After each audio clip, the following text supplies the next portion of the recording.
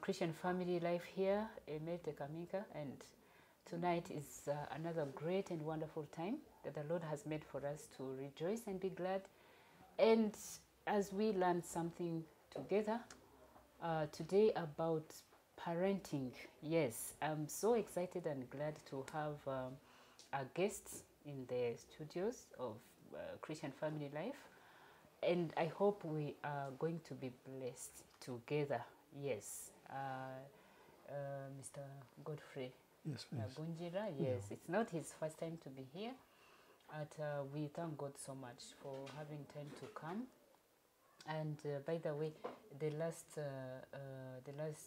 session that we had about the role of a father in his family, it was a blessing. I got so many comments. I got people, telling us, thank you so much. You have helped me in a way or another.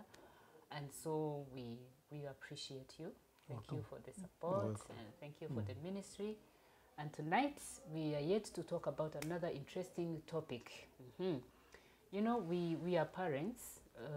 Once you give birth, you have a child, you automatically have got the responsibility of parenting that child.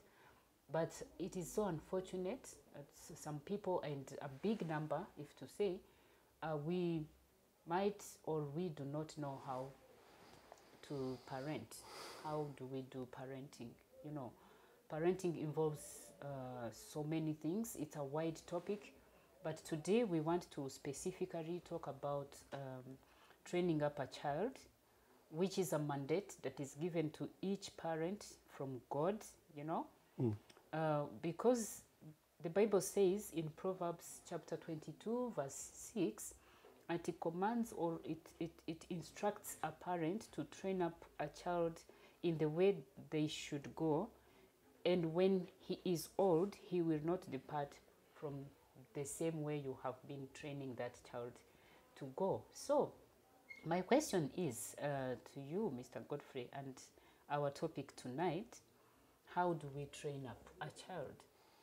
How do you train up a child? That's a very interesting question. Before I talk about that, how do you train a child also depends on the style of parenting you are employing. The kind of a parent you are, actually. Yes, the kind of parent you are and the style you are employing to achieve that goal of having good children. So I will take you back first to the types of parenting. I've come across 4 types of parenting, and before that, there is a confusion generally that exists around parenting, and many parents are frustrated. Some are using like a military parenting kind of style, others so soft, others are so. There's what I would call like authoritative parenting, where people are like consulting. I think that would be the best kind of parenting. There is what we call permissive parenting.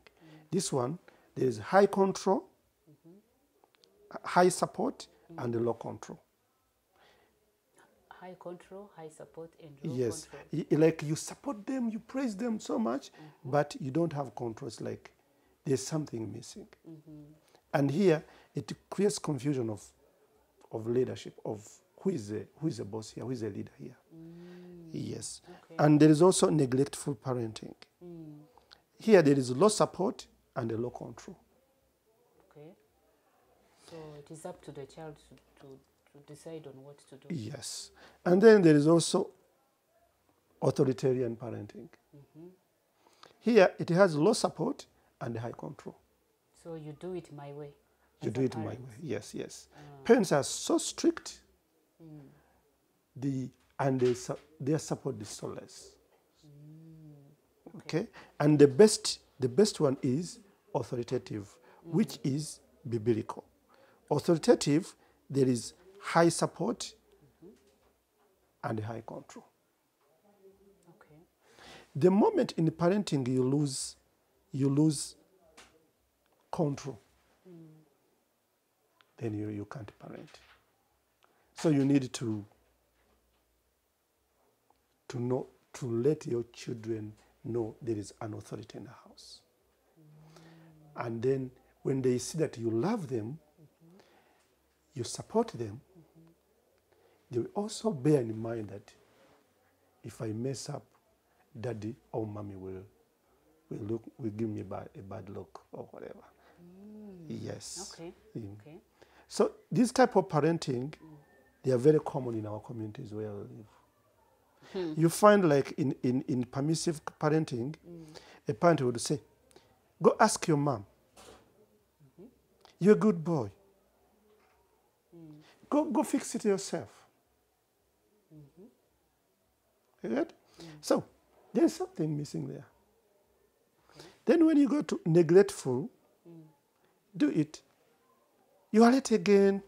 It's like everyone is taking care of themselves. The father is not there, the mother is not there. And then there is where the father is there, but he doesn't have the skill to manage the children. He's so authoritarian, he's like a dictator. They're even scared of him. But the authoritative, which is biblical, when you come back, they're happy to see you. When you talk to them, because even the language you use is kind of consultative, they understand. You don't give much punishment. You communicate with them. You ask them questions.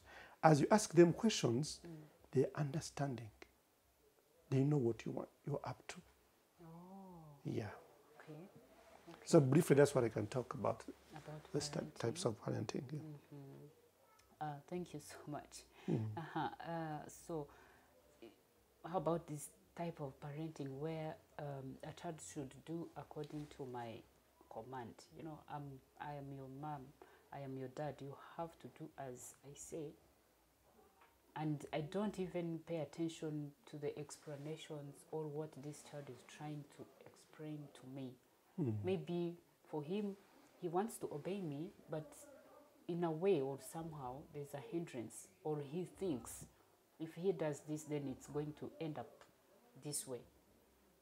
How do we handle, or how do you advise this parent? Because we might end up losing our children, thinking that we are actually controlling them and you know, putting them on the line.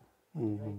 Yeah, parents need to be very careful not to squash their children's individual personality, because these people, our kids are smart. So as they try to talk to you, try to listen, because as you listen, you understand why they do things the way they do them, and then you guide them. But sometimes, like this story which was circulating on WhatsApp groups of this boy who got lost after getting poor results at school, I think this boy was scared. Maybe the dad or the mother, I don't know about the family, I just saw something circulating on social media. But I think the boy was so scared that dad is going to kill me or mom is going to kill me. So he decided to run away. But we should encourage our children. Sometimes it is okay to fail. Talk about that. Yeah, because if I fail today, doesn't mean that is the end of the world. And sometimes they fail because as parents we are not doing our job. Yes, because you have not been supportive. Yes, and we but when expect them to get it all. Yes, but when you're supportive, you know what is lacking, and you can talk to the teachers and see how you can help this boy or this girl. So, but sometimes we leave everything to the teachers. When we see poor performance, then we start beating them, we start abusing them. So the issue is, how do we parent? How do we talk to our children? Are we their best friends? Because you find that I'm a father, but I'm not his best friend, my son. You find that his best friend is maybe a teacher or a friend they go to school too, or his sibling.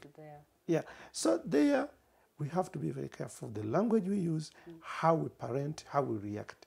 Because sometimes, even as parents, we need help. I know, Yeah. because you're asking me to be a friend, yet I've not been befriended. Even me at my young age, nobody was there to support me, to tell me they are proud of me. You know, I found my way out, and so I don't know how I can give it back to my children. And in a relationship, it's a two-way street. Because if you're my friend, there are things I expect you to do, and then I respond in a way that's, then our relationship can continue. But if you are the boss, you are the dictator in the house, everyone will be scared of you. So try to be friends of your children. Okay. So actually, we need to befriend our children, because there are people who think if I befriend my children, they will get familiar to me, and so they will not be taking my orders or what I say seriously. That's also another problem or challenge, but which I think is not really is not basically true. It also depends. Being their friend does not mean you have left the role of being a father. You are a father first, but you're a friend, and this friendship will actually help you to reach or to know some of the things that you would not know if you are the boss. And again, look, like even in leadership, if you are so close to your employees, like you are the boss, you are the CEO, when you come down to the people you lead, you will get more information. You will get to know them very well. So how will your children love you or respect you when every time you come, you're abusing them, you're just giving orders, like we are in the military, even in the military things have changed. So why don't we change in our homes? Okay. In other words, you're saying we don't have to do it the military way, like it was done to us, but we need to adjust. Yes. And go with the way things are going today. Yes. Yeah, so I want us to look at this. Okay, we have actually not yet maybe gone deep into training a child, but I want us to look at this family or this family setup where a father is or a child is continuously told that he's stupid, he's dumb, he cannot make it, you know. How does that affect this child's self-esteem? Yeah, that one is like you're questioning their personality. If you keep giving me negative feedback that I'm bad, it damages me. So you need to create an environment whereby they feel free to express themselves. So sometimes people think that every time I give orders as a boss, the people will respect me, or they do whatever I want. Sometimes they do it, and the way they've done it, they are not happy. But as children, we raise them. It's like a long-term project. We need to see results in the future. So if you are raising them that way, then when they grow up, they're also going to do the same to their children.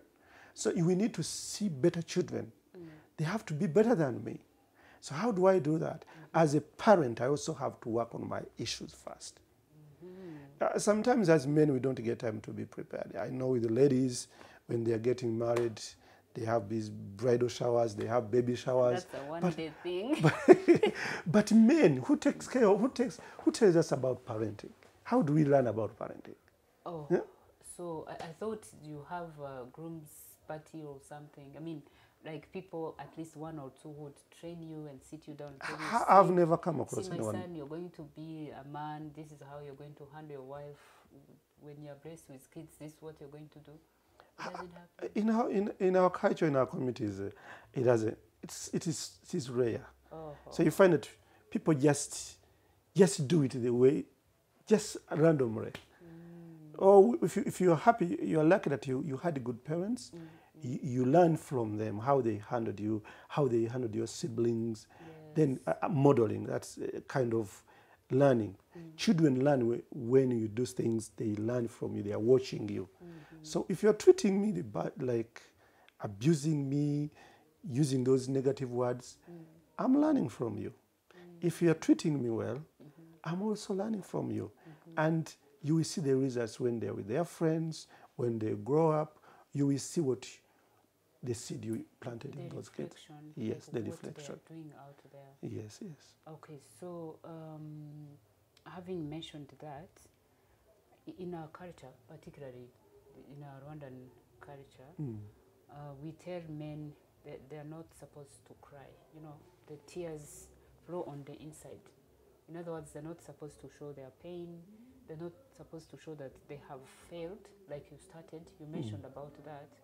It's actually not a challenge to children only, but you see, it becomes even to bigger people. They fail to handle failure, and people end up committing suicide. They end up, you know, abusing alcohol or doing other sorts of things because they have failed. Because you see, we don't give a room for them to express themselves, to express their feelings. Are you sad? Cry. Are you happy? Let me know that you are happy. Because you see, if you are not giving this to me, I'm going to become a father tomorrow. What do you expect? What will I give out to my children? So please talk about this. Are men or male children not supposed to express their emotions and feelings? I don't agree with that. I think the way our parents express love to us, we have learned from them. But I think if you are a healthy father or a healthy parent, you express love to your children in a way that they have this emotional intelligence.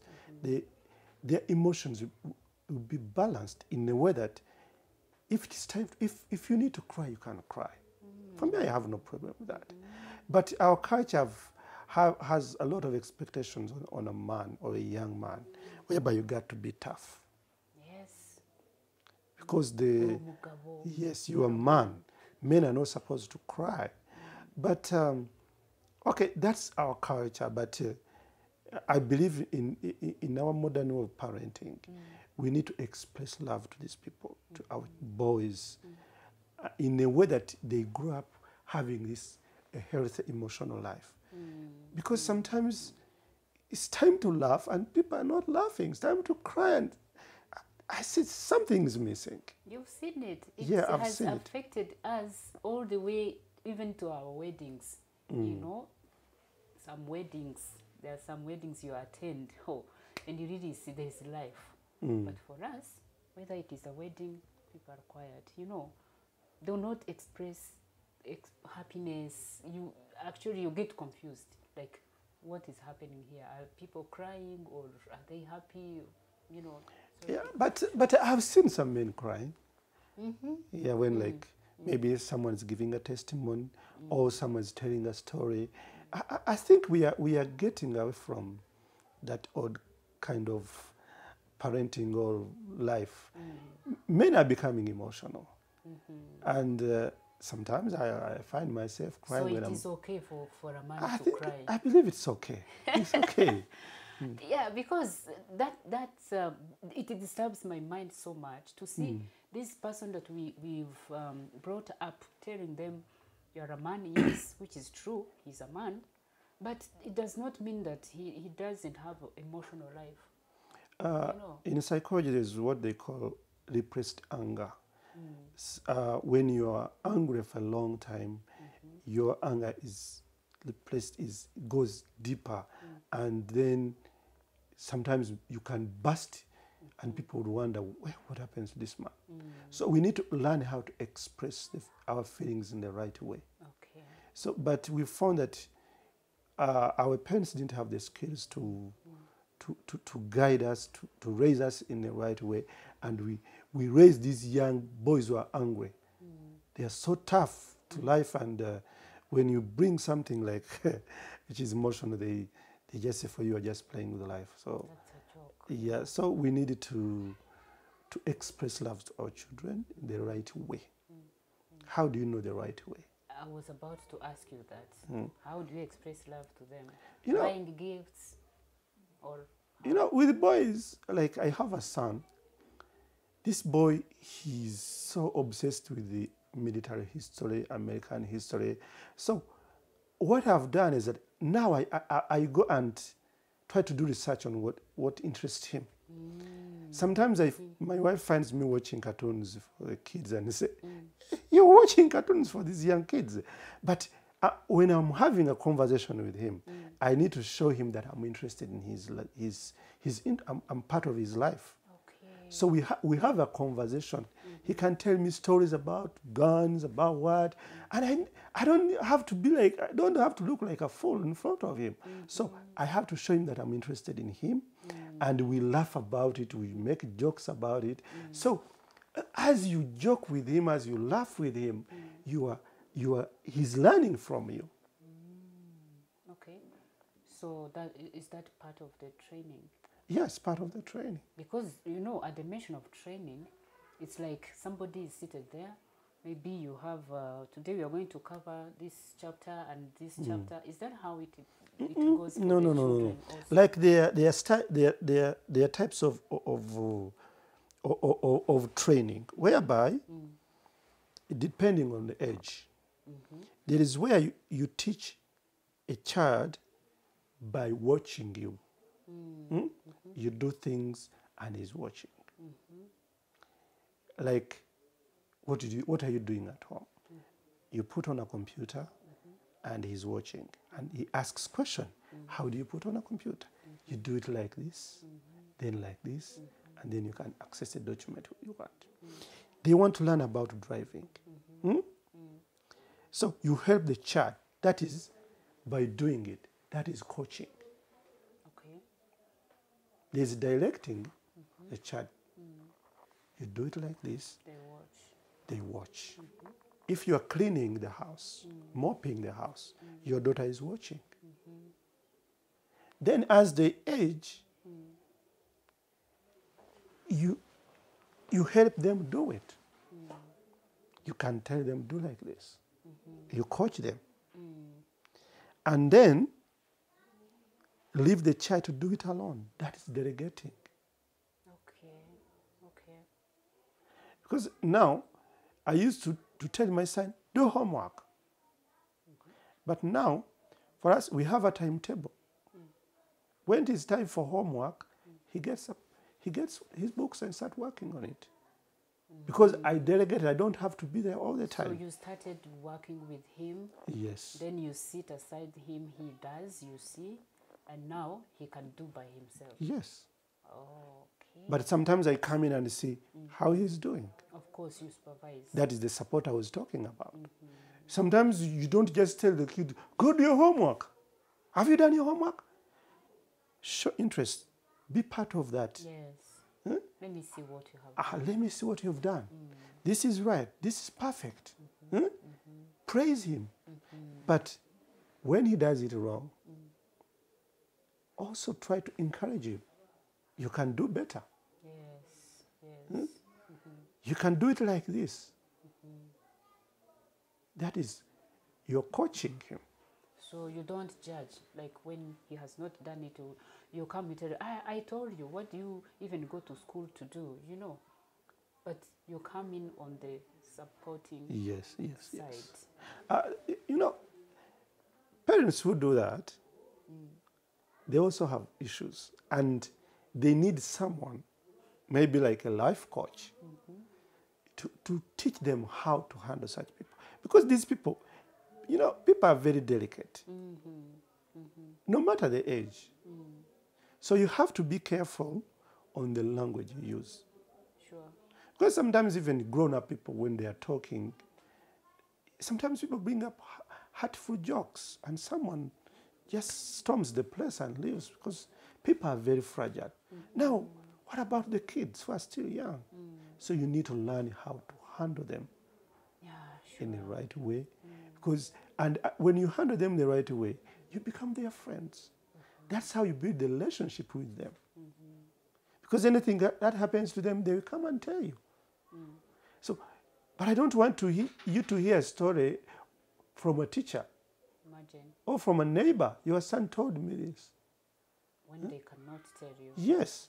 So we need to work with them. As we work with them, we are building the relationship with them. Wow. Okay. So you train by doing first. They watch you. Then they do, you watch. And then now you delegate. Yes. But with support and supervision. Okay. So I believe When does discipline come in then in the process of training a child? When we talk about discipline, who administers the discipline? Is it the father? Is it the mother? On which basis and how is it supposed to be done? In marriage, there are two partners, the father and the mother. Most of the time, the father is not there. When the mother is there, he's the one in charge. And the both of you need to agree on the approach. You know, sometimes there are rules in the family. Some people sit down and write the rules. Okay. Yeah. Others, there are unwritten rules Yes. in the family. You just know when I do this, I'm going to have a bad time. It's dad or mommy. So those rules, but before you do those rules, I want to talk about the phases of disciplining a child. Like from 0 age to 5 age, we talked about directing. There you gain control as a parent. They respect your authority. They love you. They trust you. Then, here you also make clear boundaries. There are unlimited freedoms at this time. But it doesn't mean they just have to do whatever they want. Okay. That's when you come in and see. If they have gone too far beyond borders, then you bring them back. Okay? Those are from 0 to 5 years. Okay. Then, from 6 to 12 years, that's where the trainer phase, the coaching phase starts. The goal here is to let the child respond to control. Because the moment you lose control, you don't have a family. So here, like a coach, you see like in a football, the coach is there. He's not playing, but he can guide them. So here you guide. Then here also there is what they call remote control. Okay, how does that work? You can tell them what to do. Maybe you are leaving in the morning and you tell them, son, you do this and this and this. And when you come back, you check. You check. You see? Here, the trainer becomes the coach, but on the sideline, learning to drive, here like a child is learning to drive at 13, 19 years. You can sit here and you sit there, starts learning to drive. Yeah. Okay. But that depends on the relationship you had built before. Yes, And here, the teenagers, if you have been with them, supporting them, loving them, in the teenage years, you're not going to have many issues with them. Because you've already built the foundation.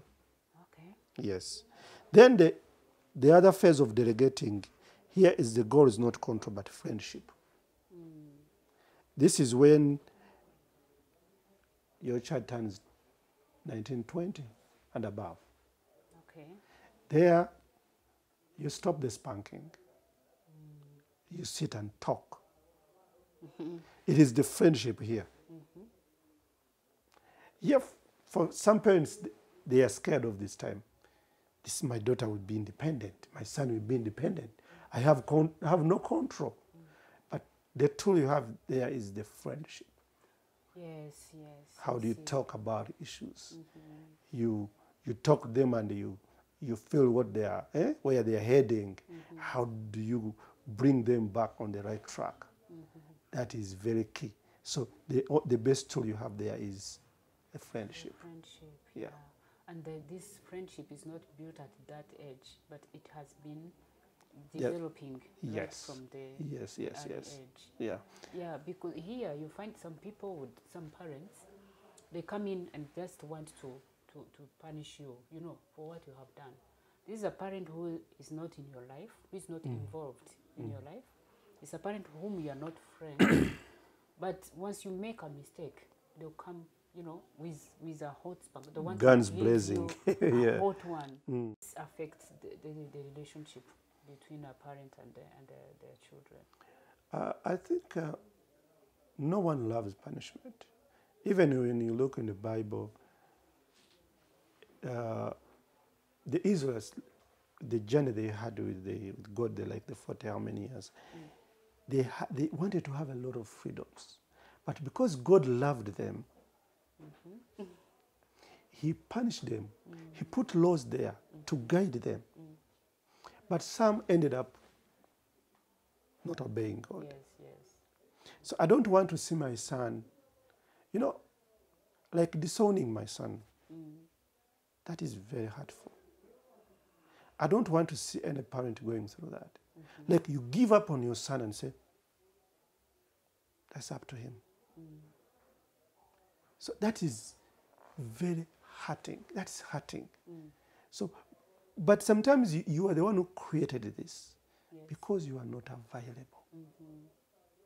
But I believe when you create time, the quantity and the quality time you spend with your family matters a lot. Okay.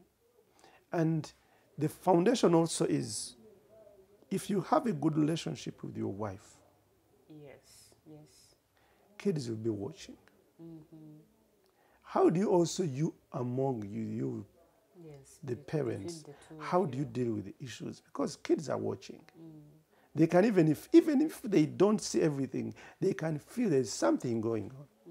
But when everything is okay, they also feel that environment. So that relationship with your wife or your husband is the foundation of raising a healthy child. Okay. So a parent could be here watching us today, talking about disciplining. How do we discipline? Do we use belt? Do we use a shoe? Do we, you know, because many people do it in different ways, and most of them do it out of anger. And you know, coming and beating me 5 or 10 spanks, you have not explained to me what I have done, and is that really going to be productive? Like, does it guarantee that I'm not going to repeat the same mistake that I have made today? The first tool for me I use is communication. I sit down, we talk about the issue, try to understand. And in that communication, if you had built your foundation well, you don't need the spark. Okay. So you trust you have solved the issue. Yeah, because these kids of ours are smart. When you talk to them in a respectful way, like when someone does something and you're angry, first cool off. Yes. And then sit down and talk. Ask questions. Let them express themselves. Here, sometimes we make a mistake. We abuse them. We don't listen to them. We don't want to. Why did he do this? I know. He had his reasons based on his level of maturity. Yes, yes. But as you listen to them, they see that he respects me. He can listen to me. Mommy can listen to me. I know. You get that? So, and then you can correct them by talking to them, Yes. not negatively. Be honest with them. You've done this. This is wrong. Why did you do this? They will explain. As they're explaining, they are trying to understand what they have done. This affected my daddy. Daddy is angry. I have to change. Wow. That is one way of punishing. Because if daddy says, come, we sit and talk about it, sometimes some people sweat based on the character of daddy. But if you know how to communicate with them well, the issue could be solved there. Okay. The second one is natural consequences. Natural consequences is someone, if a baby writes on the wall, you tell them to clean the wall. Okay. If he does something and say, go correct it. If you break the TV, so you're not going to watch the TV. So when he spends a day or 2 days without watching the TV, and you tell them that this happened because of this, those natural consequences also trains them, disciplines them. Okay. Yeah. Then others are logical consequences. This is very, very effective method of discipline. It is simply planning a negative consequence that is logically related to the misbehavior. When there is something negative, and you use these logical consequences, sometimes they listen. And it has worked in many families. Okay.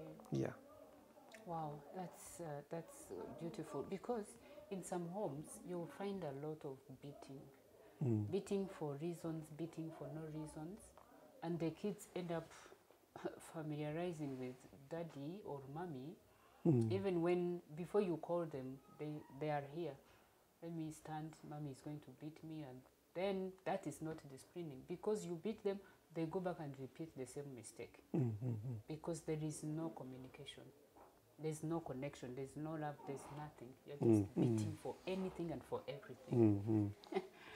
Yeah, wow. Oh, thank you so much. That's I hope we are learning many things about disciplining. So for me, what I have learned is actually, so what happens when you discipline out of anger? Talk about it. When you discipline out of anger, that is abuse. You can hurt this child, and you can even end up in prison. Wow. And again, you are not doing for the kid, you are doing it for yourself. You are acting out of your anger, of your issues. Let me cut you short. So, in other words, what is the main purpose of disciplining this child? Is it because you want to release your anger, or because you want the child to learn something and not to do it? Sometimes it's both.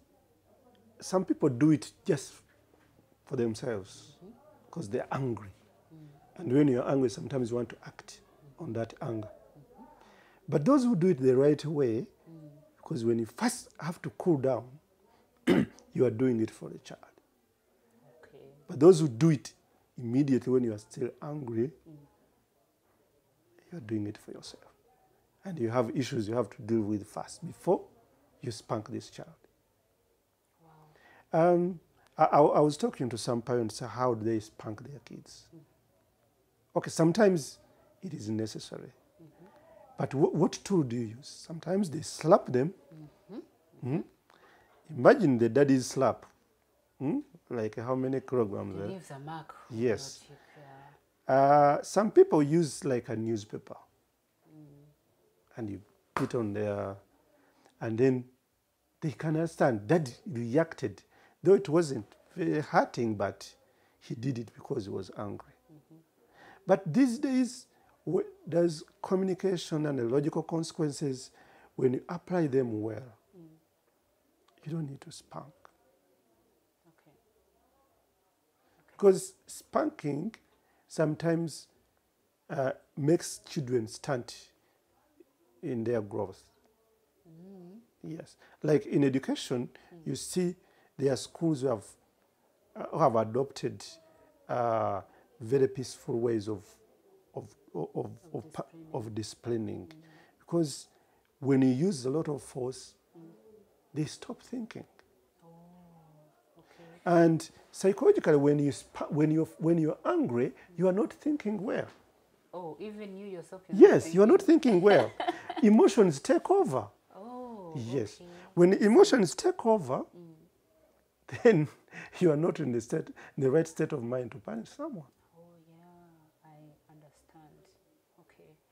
Okay. So now I understand why some kids at school, when it used to be so much, they're even scared of going back to school because he has been spanked, and therefore it has affected his brain. He's not even working well in class. And so we will tell you, actually some of them, they go from home, you think they have gone to school, they spend a day somewhere, then they come back home in the evening because they don't know how to start to face that teacher. I can remember when I was in my primary school, I was so scared of my teachers. I can't say they were my friends. I know. But I see my son goes to New Life, KNLCA. He loves his teachers. And when you, as you drive in the parking, the teachers are there waiting for them. They even hug them. For us, I never received a hug from a teacher. No. It was just beating. You are late. You didn't do this. You didn't do this. It was all negative stuff. Look at your big head. Look at the way he's walking. How could you fail this? How could you do this? How look at you? You are dirty. You what? Like, But these kids, they enjoy school. Wow.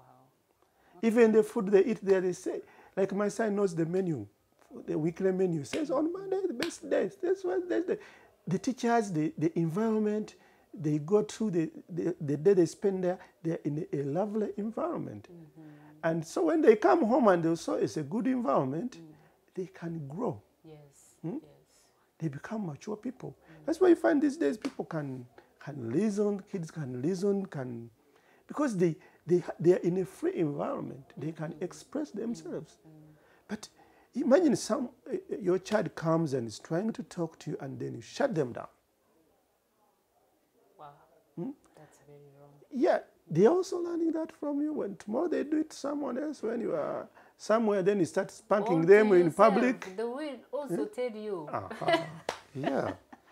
Yes, they will tell you. I saw it was a kind of a movie where a father used to abuse the wife. So one time they had visitors, and the visitor came with their daughter, and here is their daughter in the house. And so they went upstairs, and the one put on his dad's suit, cotton trouser, and another one was praying the mama. So they came to the table where the four are now, the couples. So this one was asking their friend, what would you want to become when you grow up? Now this one started saying, oh, I want to become a daddy, a man, so that I will get a nice job. I go to work every morning. When I come back, I beat my wife. Oh, my. And the father was like, somebody whom they have poured cold water, he got so cold where he was seated. And of course, everybody got to understand what was happening in the house. Yeah, so the same way, what you do, it reflects back to you or to other people around you. So thank you so much. We are learning a lot. As we come closer to the end of this discussion, how would you help a parent, or what would you tell a parent who is right now is seated, is watching us, and is like, I don't know what to do with my kids. They don't listen to me anymore. Whatever the age, it could be at the age of 5 or in the teenage stage. Well, I think that's a topic on itself. But this parent who is saying, my kids don't listen to me anymore, how would you help them? I think, as I said earlier, the first thing you have to do is to have a strong relationship with your partner, your wife or your husband. That is the foundation. Okay. When you have that foundation, kids learn by watching you, what you do, how you talk to your wife or your husband. And then there you can also agree on the way you discipline them. Because you also need to be in agreement. Because if daddy says this and then mommy says this, then their kids are watching. There is what they call like triangles in the family, whereby kids can play you against dad or against mommy. I know. Yeah. Yes. So they know where to go when they want this. They know here it will be easy, But the moment you agree on if he comes to mommy, and then daddy said this, mommy, what do you think? I say, go back to daddy. Or you talk to the husband before you have a chat with this about that issue. Okay. Yes. And again, on the issue, kids have failed. Sometimes it is you who need to change. Sure. Maybe your rules are not working, so you need to go back to the drawing board and see what is working. Because if you had this 2-year-old and now you have a 5-year-old, this boy or this girl have changed. I know. And you still want to treat him the same way. Yes, and when he becomes a teenager, he needs like you to be his friend. You need to stop spanking, just listen to them, listen with them. Yes, yes. Because me as a parent, I need to change. Because most of the time, it is us with issues, not children. I know. You know, we put so much pressure on them that they even get confused somehow. Yes. Sometimes we expect too much on them, but they're still young. But now, if you look in the mirror and look at yourself, why children are failing, most of the time it is us, the parents.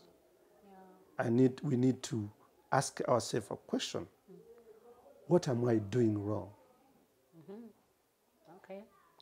And when you find that you're doing something wrong, go back to the drawing board. If you don't have those skills, talk to people. For me, I have parents in my life. I've seen their kids. They are now grown-ups, they're married. And I go to them and I ask them, how did you handle this? Sure, yes. Those people are ready to talk. Wow. Yeah. That's beautiful. For me, I have a family I run to. Because everything I see there, I say, I can learn from there. Wow. When you are dealing like with a teenager, that is the most difficult time. I know. I'm there right now. So you need to get, if you are not yet there, you need to prepare yourself for that moment.